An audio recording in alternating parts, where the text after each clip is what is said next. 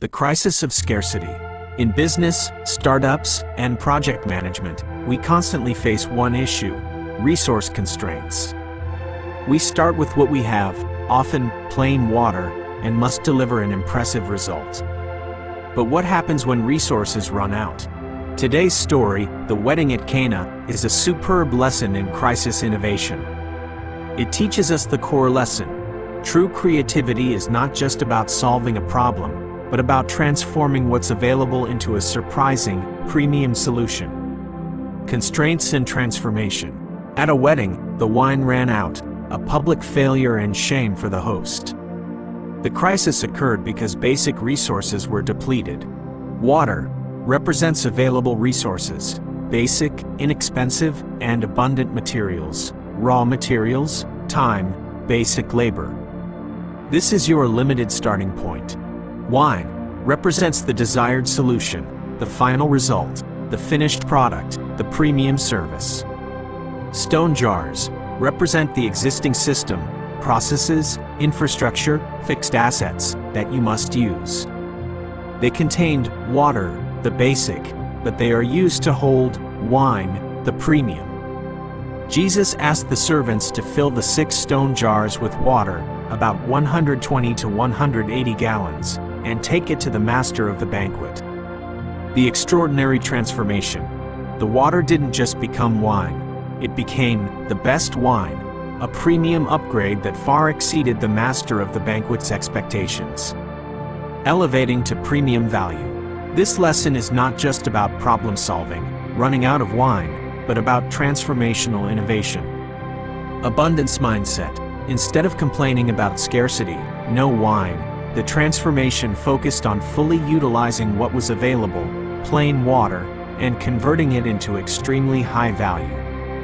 When you face resource limits, don't immediately seek new resources. Seek ways to transform what you already hold. Premium upgrade. If the final product were just ordinary wine, the story wouldn't be remembered. Turning water into the best wine is the delight factor. What makes customers tell your story? This is why successful products focus on subtle design, smooth UX, or superior service. That is their best wine. The principle is, true creativity doesn't just meet the basic need but transcends limits to create an unforgettable experience. Application and innovation and productivity. How do you turn water into the best wine in your life and work? Overcoming resource constraints. If you're a startup on a tight budget, plain water, focus on core quality and process innovation, filling the stone jars. Don't try to buy more resources. Find ways to reuse, combine, or refine what's available in a way that creates a premium final product compared to competitors with larger budgets. Upgrading service value.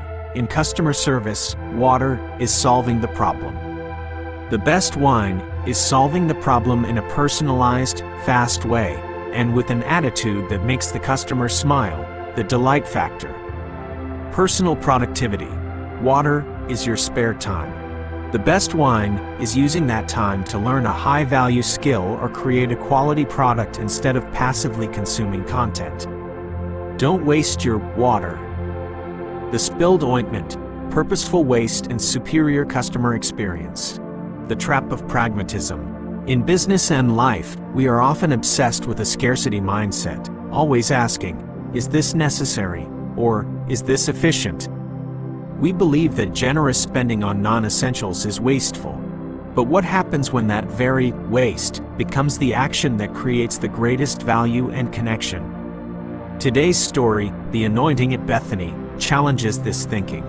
It teaches us the core lesson: purposeful waste can create a more lasting impact and eternal value than any other basic expenditure. The value of abundance. At Bethany, a woman did something shocking.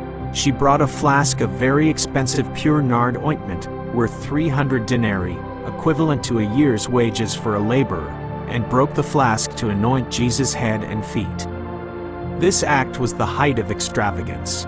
The disciples, especially Judas, immediately complained with a pragmatic and moralistic tone. Why this waste of perfume? It could have been sold for 300 denarii and given to the poor. This is the voice of the scarcity mindset, one who only sees material value and immediate efficiency, cash and charity. Jesus' analysis. Jesus defended the woman's action, declaring, "She has done a beautiful thing to me." Truly I tell you, wherever the gospel is preached throughout the world, what she has done will also be told, in memory of her. He valued this act not by money, but by its eternal impact and remembrance. Superior experience and lasting impact. What made this waste the most valuable action? Superior customer experience, delight in business. Nard ointment is spending on UX, design, personalized customer service, or unnecessary surprises that make the customer feel cherished. It is going above and beyond basic expectations. This is the strategy of Apple, perfect packaging design, or Disney, attention to every detail. Fighting the scarcity mindset, Judas only saw 300 denarii lost. Jesus saw the spiritual value and media impact created forever. Sometimes, the cost of making things more beautiful, more pleasant, and more memorable is the most worthwhile cost. Don't just invest in function. Invest in the feeling and the memory you leave behind. Application in product development and branding. How do you apply the principle of the spilled ointment to your strategy? In product development, when building a product, pragmatism will say, functionality is enough. But purposeful waste will spend an extra 10% of the budget on perfect interface design, unique packaging, or a super smooth user experience, things not necessary for the product to work, but necessary for the product to be loved. In team leadership, anoint your team with recognition and events that go beyond basic compensation standards, e.g., a surprise party, a personalized gift. These are the spilled ointments that create loyalty that surpasses the employment contract. Personal brand. Don't just do your job efficiently. Do it with generosity, e.g., providing high-quality free content better than what competitors sell. This purposeful waste of knowledge and resources builds lasting credibility. Transparency and publicizing strategy. The trap of exclusive information. In every organization, important information often starts in closed-door meetings, internal emails, or private conversations. But if that strategic information is kept within a small circle, where will the organization go? The ancient saying, "What I tell you in the dark, speak in the light," and what you hear whispered in the ear, proclaim on the housetops, is a core principle of transparency. It teaches us this lesson. An organization's success requires publicizing its internal strategy so everyone shares a common direction and purpose. The need for communication and impact. Jesus spoke these words while preparing his disciples for a greater task. In the dark, whispered in the ear, represents internal strategic information. These are sensitive discussions, initial directions, or core decisions made by the leadership team or senior management. Proclaim in the light, proclaim on the housetops. The housetop is the highest point, where everyone in the village could hear. This symbolizes structured and public communication. The goal is to ensure the most vital information is delivered to every level and every person in the organization. If only a small group understands the vision or strategy shift, the majority will operate on inertia or pursue their own goals. Lack of clarity leads to resource dispersion. The leader's job is to transform complex, private ideas into simple, powerful messages that can be proclaimed on the housetops to guide everyone. Strategic transparency and performance. The housetop principle applies directly to internal communication and strategic transparency. Directional transparency. The long-term vision, core values, and the next 6-month strategy are not secrets. When every employee, from executive to frontline staff, understands why we are doing this, they can independently make decisions aligned with the strategy. Leader's responsibility. The leader must be the first to proclaim on the housetop, ensuring the message is accurate, consistent, and easy to understand. Hoarding vital information breeds suspicion, rumors, and ultimately, a loss of trust.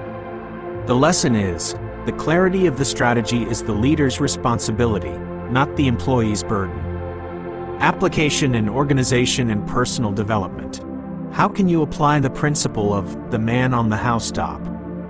Organizational communication. Instead of sending lengthy internal emails, whispers, use all-hands meetings, prominent newsletters, or notice boards to publicize the core objectives and reason for change. Simplify complex messages into 3 key points everyone can remember. Personal leadership.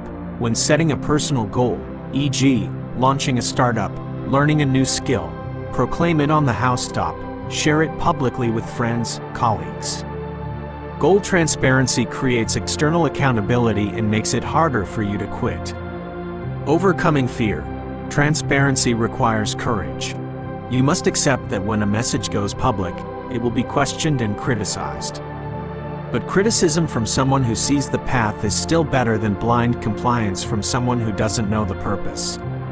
Today, what secret information in your work or personal life do you need to proclaim on the housetop to create clarity and accountability? Will you choose the comfort of privacy or the power of transparency? Share one internal strategy you will publicize today in the comments below. And don't forget to subscribe so you don't miss the next insightful lessons. See you again soon.